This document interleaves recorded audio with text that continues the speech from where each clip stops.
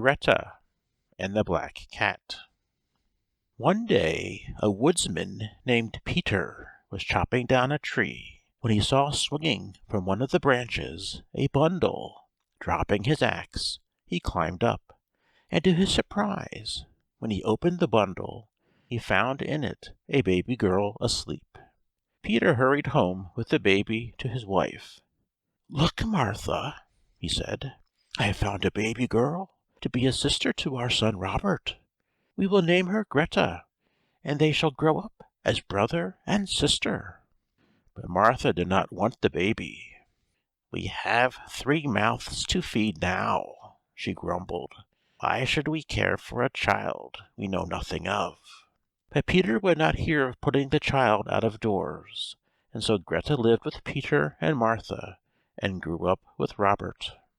Poor little Greta had anything but a happy life, for Martha treated her kindly only when Peter was in sight, and that was seldom. Robert, seeing that his mother did not treat Greta well, began to order her to wait upon him as soon as he was old enough, and treated her as a servant. Greta had to weed the garden, and bring in the water and the wood. She had to wash the dishes and make the beds, and do all the work excepting when Peter was at home. One day when Peter was going to the woods, he told Robert to chop a pile of wood in the yard and have it finished by the time he came home. When Peter was out of sight, Robert told Greta to chop the wood. "That is what you are here for, to do the work," said Robert. "You would have been eaten up by the bears if we had not taken you in. Now go to work and chop that wood." Greta began to cry, and said she could not handle the axe. She was too small. But Martha boxed her ears and told her she should not have any dinner if she did not do as Robert told her. Greta went to the woodpile and picked up the axe, but it was no use. She could not chop the wood, and fearing a beating that if she did not do it, Greta ran away. On and on she ran until she came to a turn in the road which led into a forest. Here she decided to stop for the night, and she was just lying down by a rock when she heard a pitiful meow. Looking in the bushes close by, Greta saw a big black cat holding up one paw as though it was hurt. "Poor pussy," said Greta, taking the cat in her arms. "You look as unhappy as I feel. Let me bind up your paw." Greta tore off a piece of her dress and bound up the cat's paw, and then, to her surprise, the black cat spoke to her. "Come with me, and I will show you where to sleep. You will have to carry me, for my paw is very painful," said the cat. Greta picked up the cat, too surprised to be frightened, and went through the woods as the cat directed her. When they reached a big rock with an opening in it, the cat said, "Here is my home. Take me in, and you will find a place to sleep and food as well." Creeping in on her hands and knees, with the cat under her arm, Greta found herself in a big room with a table in the center, and on it plenty of food. In one corner of the room was a bed, and on this Greta saw a queer-looking old woman with a hooked nose. She was asleep and did not notice them until the cat said, "Eat your supper."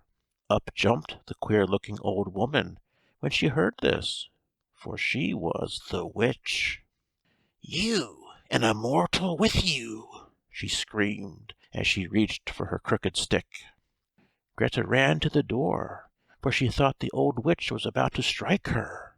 But the black cat, who was sitting on the floor near by where Greta had put it, said, "Don't you dare touch this girl. She has saved my life, and from this hour you are in my power, for a mortal has held me in her arms. If you would live, call the good fairy that has been looking for me all these years. I shall find her anyway, but it will save time if you use your magic power, and you will regret it if you do not obey me." When the old witch heard this, she began to tremble, and hobbled to the door of the cave, and tapped it 3 times with her crooked stick. The rock opened so she could walk out, and Greta followed to see what she did, for she was no longer afraid. She knew the black cat would protect her. The old witch gave a peculiar cry when she was outside, and Greta saw the next instant a tiny creature dressed in pink gauze, holding a wand of gold in one little hand, standing on a bush beside the old witch. "Here I am, Witch Terrible," said the fairy. "What can I do for you? You must be in great danger, or you would not have called for one of us." The cat, when it heard the fairy speak, ran out of the cave, limping, and lay down in front of the fairy. "Help me, my good fairy," said the black cat. "I am the prince for whom you have looked so long. The old witch changed me into a black cat, and took away my power to speak until I was held in the arms of a mortal. I know her secret, and though she dared not kill me, she wanted me to die, so she turned me into the forest to starve. And if it had not been for this girl, good fairy, the old witch would have had her wish granted. When she changed me into a black cat, she said I should never speak until a mortal held me, that I could not regain my own shape until a fairy changed me.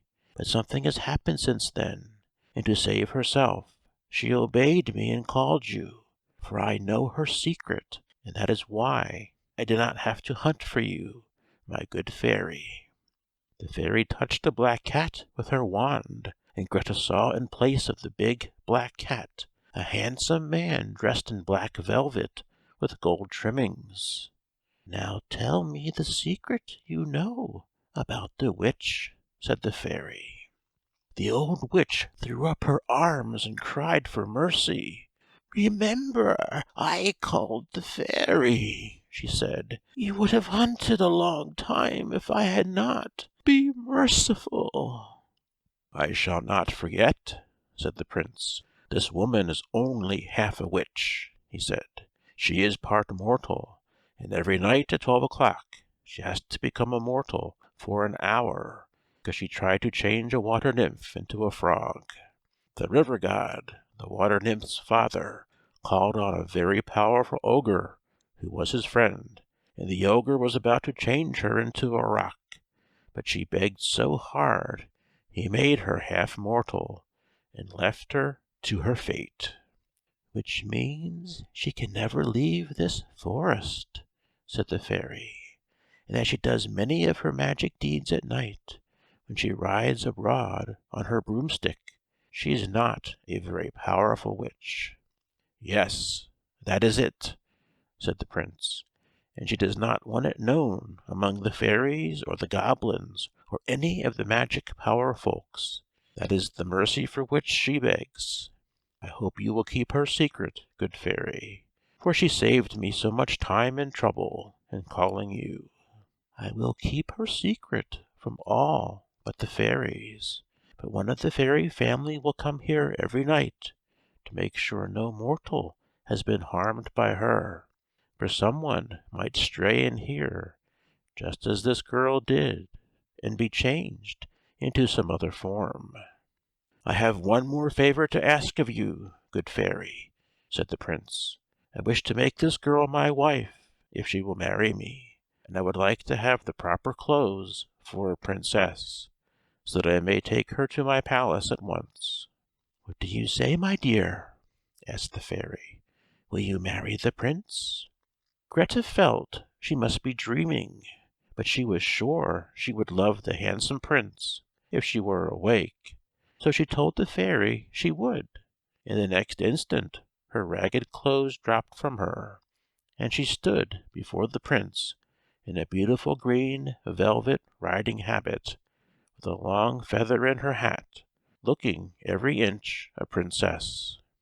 That night a great feast was held at the palace of the prince in honor of his return, and to celebrate their wedding. And the very next day Greta and the prince rode to the home where she had once lived to give Peter a bag of gold. "He was the only person who ever treated me kindly until I met you," Greta told the prince, "and I shall never forget him." Greta was not recognized by Martha or her son Robert, for they little thought the beautiful princess was the poor girl that had once been their slave.